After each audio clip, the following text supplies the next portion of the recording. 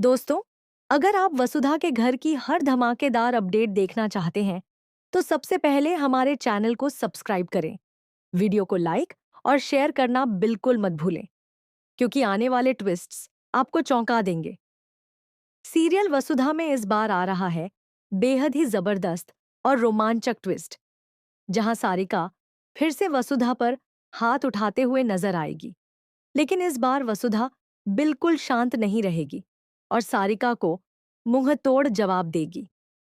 आपको पता ही है कि सारिका ने अब अपनी सारी हदें पार कर दी हैं और घर में सब कुछ उलझा हुआ है।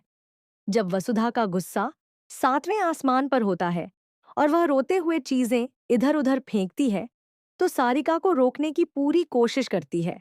लेकिन सारिका अपनी हरकतों से नहीं रुकती। तभी अविनाश अपनी मां को बुलाने के लिए वहां पहुंचता है और चंद्रिका भी घटनास्थल पर आती है, जो सारी हरकतें देखकर नाराज हो जाती है और सारिका को एक जोरदार थप्पड़ जड़ देती है। इसके बाद चंद्रिका उसे माफी मांगने के लिए कहती है, लेकिन जब सारिका नहीं मानती तो उसे फिर से थप्पड़ पड़ता है और अंततः सारिका हनुमंत और वसुधा से माफी मांगने के लिए मजबूर हो जाती है और गुस्से में चली जाती है।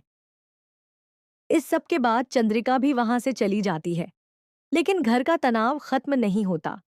जैसे ही सारिका घर लौटती है, वह वसुधा को धमकाने की कोशिश करती है और कहती है कि तुम लोगों से मुझे माफी मांगनी पड़ी, लेकिन तुम्हें मैं छोड़ूंगी नहीं।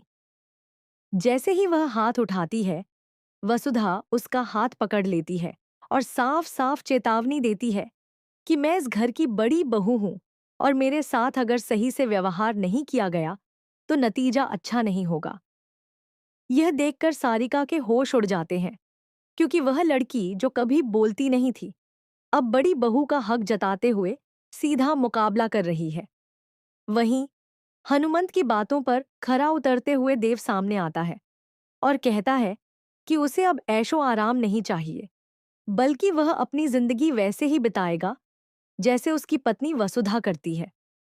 वह धरती पर सोता है, वहीं बैठकर खाना खाता है और किसी के सवाल पर कहता है कि मेरी बीवी इस घर की बड़ी बहू है, वह भी नीचे सोती और खाती है, तो मैं भी वैसे ही रहूंगा।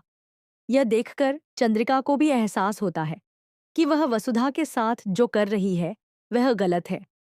देव के पापा भी चंद्रिका को चेतावनी देते हैं कि वह अच्छी बिजनेस वूमेन हो सकती है, लेकिन अच्छी मां नहीं है, जिसने अपने बच्चे को इतना दर्द दिया कि वह सब कुछ छोड़ने को तैयार है।